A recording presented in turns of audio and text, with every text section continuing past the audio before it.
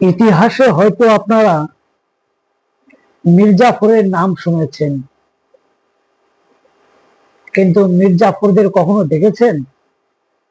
যদি না দেখে থাকেন তাহলে আজকে যে কোনো খবরের চ্যানেল খুললেই দেখতে পাবেন মির্জাফরেরা কলকাতায় যুদ্ধ বন্ধের মিছিল করছিল,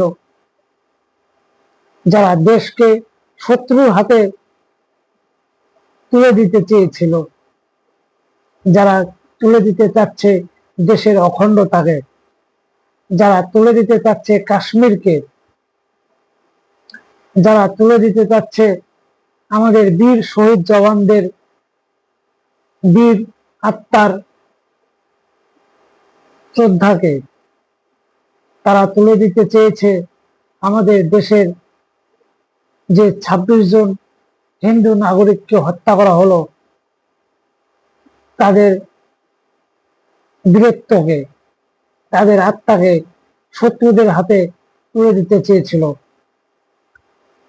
তারা চাচ্ছে ভারত সরকার যেন পাকিস্তানের পায়ে পড়ে। তারা সেই মির্জাফররা আর কেউ নয়, সেই মির্জাফর বামপন্থের বামফ্রন্টরা সেই মির্জাফর। আজকে তারা যুদ্ধ বিরতি, যুদ্ধ বন্ধের জন্য ঘোষণা করছে, শান্তির মিছিল করছে। যখন ২৬ জন ভারতীয় নিরীহ ভারতীয় মারা গেল, তখন এরা কোথায় ছিল?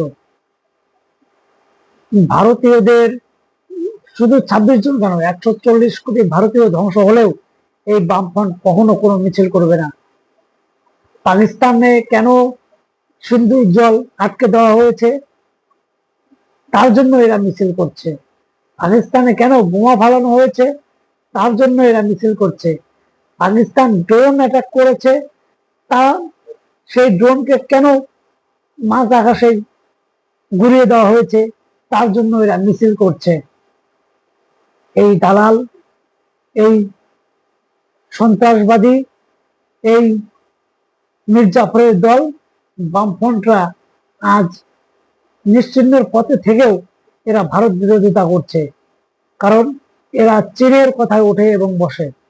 চীন তাদেরকে আদেশ দিয়েছে যে তোমরা ভারতে আন্দোলন করো, যাতে পাকিস্তানকে ভারত আর কোনো অ্যাটাক না করে।